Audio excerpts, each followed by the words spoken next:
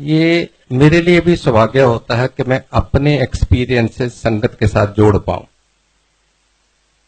आप में से बहुत सारी संगत नई भी होगी, कुछ ऐसी भी होगी जिन्होंने आना शुरू किया लेकिन अभी विश्वास, अभी वो डेडिकेशन, अभी कनेक्शन नहीं बना। उनको बोलते हैं प्रोबेशन पे है अभी। कुछ ऐसी भी होगी जो यार दोस्त सहेलियों के कहने पे चल वहां पे है, चल भी चलते हैं, ऐसे ही आगे देखने क्या नजारा है।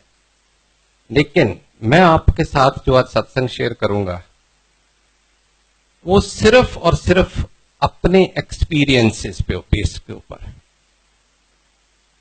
और उसके बाद आप खुद फैसला करें कि जिस गुरु के दरबार में आप आए हैं वहां से आप क्या लेके जाएंगे एंड में। क्या आपका आना सफला हुआ? क्या इस गुरु से कनेक्शन करके हमें कोई फायदा हो सकता है, नहीं हो सकता? जहां हम जैसे आए थे वैसे चले गए। It was one of the evening, आज वेल स्पेंड, चलो ठीक है, सबसे मुलाकात होगी। जब गुरुजी ने 2001, 20 साल हो गए, 2001 में मेरे को बुलाया था। मैं चंडीगढ़ पोस्टेड था, मैं गवर्नमेंट ऑफ इंडिया में था। तो गुरुजी ने मेरे को बुलाया। एक मेरा कुलीग था जो गुरुजी का भगत था, वो एक दिन आया, कहता गुरुजी कह रहे हैं कि नारायण अंकल को बुलाओ। और मेरा सीधा ये जवाब था, मैं किसी गुरुओं के पास नहीं जाता। मैं बिल्कुल किसी गुरु के आगे मत्था नहीं टेकता, मैं गुरु ग्रंथ साहब के आगे मत्था टेकता हूं।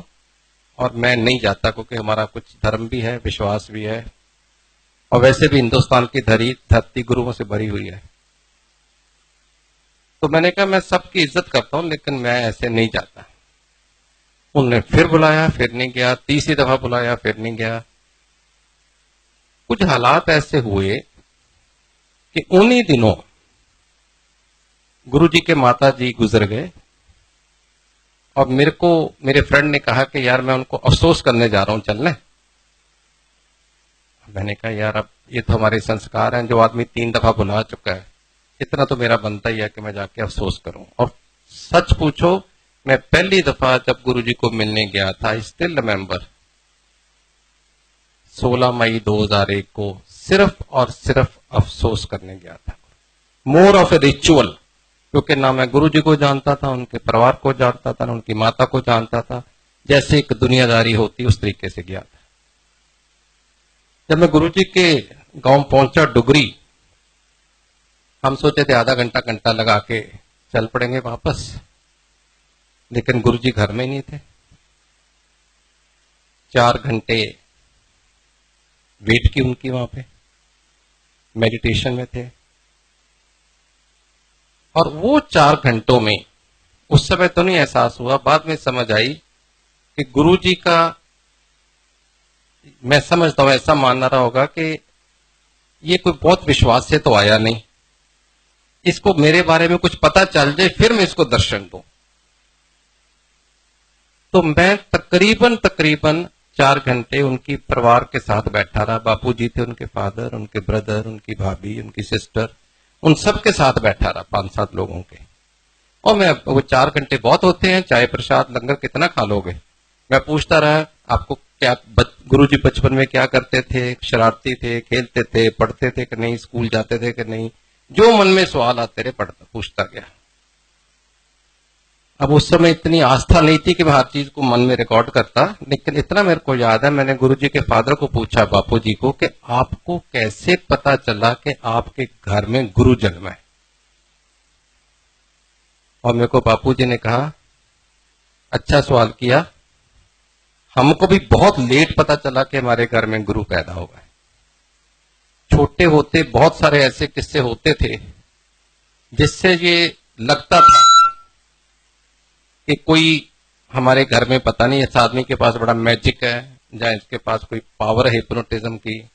कभी कभी स्कूल के टीचर आके कंप्लेंट करते थे कि ये लड़का क्लास में आके बैठता है, हाजिरी लगाते हैं, उसके बाद अलोप हो जाता है, फिर जब हम चलने लगते हैं फिर आ जाता है, ये क्या हो रहा है? वो कंप्लेंट करते थे घर वालों को, वो क्या जवाब देते। तो इस तरीके की एक दफा कोई एग्जाम चल रहा था, गुरुजी का फाइनल हो, किसी ने लड़के ने कहा मेरी पेन इंक खत्म होगी, गुरुजी ने कहा ला इधर पेन दे, उसने ऐसे फूक मारी, कहते चल लिख। तो वो टीचर ने आके कहा आप कॉपी कर रहे हो। उसने कहा कि हम कॉपी नहीं कर रहे, सिर्फ पेन दिया। कहते नहीं। कहती कैसे हो सकता फूक मारने से? चुप। उसने अपनी दुकान से नई पेन मंगाई, कहता आप इसमें फूक मार के देखो। उन्होंने फूक मारी, चल पड़ा। अब ये सब चीजें बापूजी के पास आती थी, लेकिन ये एहसास नहीं हुआ कि मेरे घर में, उन जादूगर समझ रहे होंगे या जो भी मन में उनके, ये नहीं आया कि एक गुरु मेरे घर में पैदा हुआ है, सर्वशक्ति सब शक्तिमान। तो कहते सबसे पहले, ये लंबा सत्संग है, मैं इसको कट शॉर्ट करूंगा, आगे भी बहुत कुछ कहना है। सबसे पहले कहते हैं कि गुरुजी के माता जी को एहसास हुआ कि मेरे घर में मेरा बेटा गुरु जन्म है। और एक दिन जब मेरे को एहसास हुआ, ये पिताजी उनके कह रहे हैं, बापूजी आज भी हैं, बड़े सत्कार से हम उनको जाके मिलते हैं। बापूजी ने कहा कि एक दिन मैं सुबह उठा और मैं अपने पुत्र के आगे मत्था टेका, उस दिन मेरे मन में आया कि ये मेरा गुरु है। वरना बेटा तो हमेशा बाप को मत्था टेकता ही, लेकिन उस दिन फादर ने मत्था टेका तो उनको लगा कि ये गुरु है। एनीवे, समझ लग गई कि बड़े किसे महापुरुष को मिलने वाले हैं। तो 12 बजे के हम बैठे, 4 बजे गुरुजी आए। और आप गांव में जैसे होता ही है, कमरे में मंजी थी बड़ी, और नीचे लोग बैठ गए, क्योंकि माता जी की डेथ हुई थी, अफसोस का माहौल था। 20, 25, 50 लोग नीचे बैठे थे। मैं अफसर था, मैं भी मंजी पे बैठ गया। नहीं समझ आई, अकल नहीं थी। उतनी देर में गुरुजी आए और 4-5 लोग इकट्ठे आए। मैं तो उनको कभी देखा नहीं था। तो मेरे 2-4 दोस्त जो साथ गए थे कहने लगे नीचे बैठ, ये गुरुजी हैं। मैं दबादब नीचे बैठ गया। खड़ा ही हुआ तो गुरुजी कहते थे बैठ जा। बैठ गया तो कहते नारायण अंकल तेन मैं 2-3 बार बुलाया तो आंदा क्यों नहीं? आपको जवाब तो है नहीं। मैं कहा गुरुजी गलती होगी बस, और माता जी का बड़ा अफसोस हुआ है। तुम 10 आया क्यों नहीं? मैं कह जी जो हुक्म होना सी उदो आना सी, माता जी का बड़ा अफसोस है। मैं कही जब माता का अफसोस होया, मेरी गल का जवाब ही ना दे। मैं सोचा जहां इन्होंने सुनाई नहीं दे रहा, जहां इग्नोर कर रहे हैं। कितने कितने पोस्टिंग रही है, केड़ी केड़ी थां ते रहे हो, मैं सारा दसदा रहा। एनीवे कर करा के मैनू कहंदे ने कि फलानी फलानी तीक माता जी का भोग है, जिहड़ा अंतिम अरदास भोग हुंदा है साडे सिस्टम च, ते जरूर आई। मैं कहा सत बचन हूं Punjabi, I hope you understand Punjabi some of you, के हिंदी बोलो इंग्लिश। तो हमारे में ये सिस्टम है कि किसी को सत बचन कह देते हो तो इसका मतलब उसकी कंप्लायंस जरूरी है। या तो आप कह दो कि कोशिश करूंगा, देखूंगा। अगर सत बचन मुंह से निकल गया या कह दिया तो इसका मतलब जो बड़ों ने कहा वो बात मानने का है। मैं पहुंच गया वहां पे। जब मैं पहुंचा तो वो गांव में छोटी सी जगह में, जब मैं गुरुजी को 4-5 दिन पहले मिल के आया था, वहां पे तो बड़ा ही नजारा, मतलब उन दिनों में भी 8-10 हजार की संगत और बड़े बड़े लोग और लाल बत्ती की गाड़ियां, कोई हेलीकॉप्टर आ रहा है, कोई फलाना उतर रहा है। मैं कह तो बहुत मानता वाले को मन्ने पुन्ने परमोश लग रहे हैं। एनीवे, मैं भी ऑफिस अपना गवर्नमेंट की गाड़ी में था, मेरे को लेके चले गए। वहां एक वीआईपी इनक्लोजर बैठा था, वहां पे मैं बैठा। तो भाई हरबंस सिंह कीर्तन कर रहे थे, जिनका आप अक्सर व्याख्या वाले शब्द सुनते हो उनके। तो मेरे मन में ये आया कि गुरुजी थे नहीं अभी, मतलब पंडाल में। मैं कहा अभी गुरुजी आएंगे और सारी संगत उठ के गुरुजी को मत्था टेकना शुरू कर देगी, और गुरु ग्रंथ साहब वो जो हाइपरडेस्क पे बैठे हुए हैं, उधर किसी का ध्यान नहीं होगा, सब उधर चल जाएंगे। ऐसे मेरे मन में कुछ ख्याल आया। मेरे मन, आई डोंट रिमेम्बर क्या आया, 20 साल पुरानी बात है। पर मेरे को इतना याद है, जब भी मेरे मन में ये ख्याल आया, फौरन कीर्तन रोक के अनाउंसमेंट की गई कि अब गुरुजी पंडाल में आ रहे हैं और उनका हुक्म है कि गुरु ग्रंथ साहब की हजूरी में कोई भी गुरुजी को मत्था नहीं टेकेगा, क्योंकि गुरु ग्रंथ साहब जब मौजूद होते हैं वो सुप्रीम होते हैं। एक मेरे मन का सवाल का जवाब मिल गया, अच्छा लगा मेरे को। विचार की धारा कोई ऐसी बड़ी बात नहीं थी। गुरुजी आए, ऐसे मैं बैठा था, इधर आके बैठ गए और आके मेरे को बड़े ही मिस्चीवियस तरीके से स्माइल दी बताने के लिए कि तेरे साल का जॉब मिल गया। मैं कहा हाँ जी। एनीवे, करते कराते उस समय क्योंकि 8-10 हज़ार की संगत थी, गुरु जी प्रसाद खुद हाथ से देते थे। और गुरु जी के कोमल हाथ अगर फोटो में देखो तो ऐसे ही किसी को देते थे, और वो 2 हाथों में भी नहीं पकड़ पाता था, दोनों हाथ पूरे भर जाते थे और आपको ऐसे ऐसे खाना पड़ता था क्योंकि शिफ्ट तो कर ही नहीं सकते थे। अब लाइन बड़ी लंबी, मेरा कोई विश्वास नहीं था, मेरे को था वापस चंडीगढ़ जाऊं, तो बहुत लंबी लाइन में मैंने को मतलब कुदरती बात है, जब इतनी लंबी लाइन थी, ये अनाउंसमेंट हुई कि दिल्ली वाले बाद में लेंगे लंगर, पहले पंजाब वाले ले लें। तो मैं 50-60 लोग के बीच में जाके थोड़ा जा छुप के, मैं कह ना मैं पंजाब का ना दिल्ली का, चंडीगढ़ तो यूनियन टेरिटरी है, मैं निकल जाता हूँ।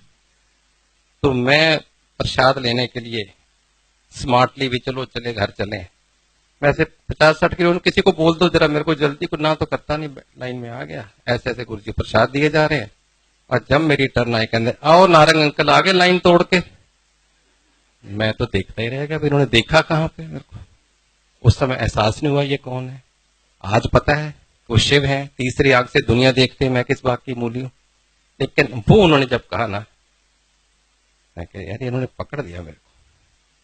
और फिर जाने के टाइम मेरे को कहते 7 जुलाई को मेरा जन्मदिन है, बड़े मंदिर लेके आई फैमिली नो। सब फिर 7 बजे मुंह से निकला।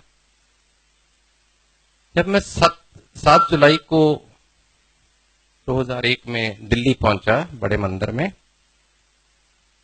तो मत्था टेका, मैंने कहा मेरी आंटी है, मेरा बेटा है, नाली बिठा लिया पास, 5 मिनट 10 मिनट, बड़ी दुनिया आ रही है। गुरु जी का जन्मदिन बहुत बड़ा सेलिब्रेशन होता है बड़े मंदिर में, शिवरात्रि और जन्मदिन 2 बड़े फंक्शन होते हैं।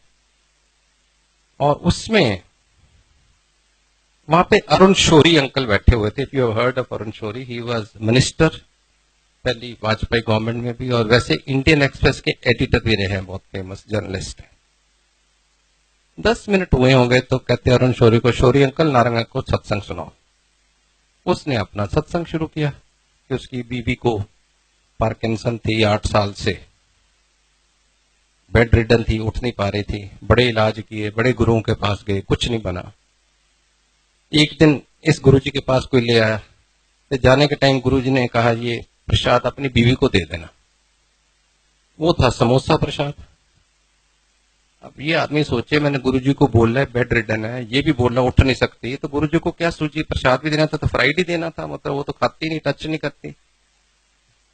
एनीवे, घर जाके अपनी बीवी को बोलता है, अरुण शौरी अंकल अनीता, ये आज मैं एक और गुरु के पास गया था, रोज ही जाता होगा बेचारा, वाइफ बीमार है तो परेशानी है, आज मैं एक और गुरु के पास गया तो उन्होंने ये आपके लिए प्रसाद दिया है, मैं आपकी साइड टेबल पे रख रहा हूं, अगर दिल करे तो खाना, नहीं करेगा तो सुबह मेड को दे देना। कहते मैं तो कह के अपने कमरे में चला गया क्योंकि मेरे को काम करना होता था जर्नलिज्म का। सुबह में 6-6:30 बजे बतौर आतन चाय पीने आता था, बीवी के पास आया तो बीवी बेड पे नहीं। तो मैं बड़ा परेशान, मैंने आवाज दी अनीता अनीता, और सॉरी मैंने आवाज दी उस नर्स को जो ड्यूटी पे होती है, वो भी नहीं बोली, या तो ऑफ ड्यूटी हो गई या कहीं इधर उधर होगी।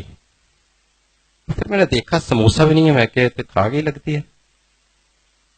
Then I said, Anita, Anita, and she replied from the washroom, don't shout, I am in washroom. समझ नहीं लगी किसके साथ गई, क्योंकि जिसका नर्स की जिसकी ड्यूटी थी वो तो बोल नहीं रही थी।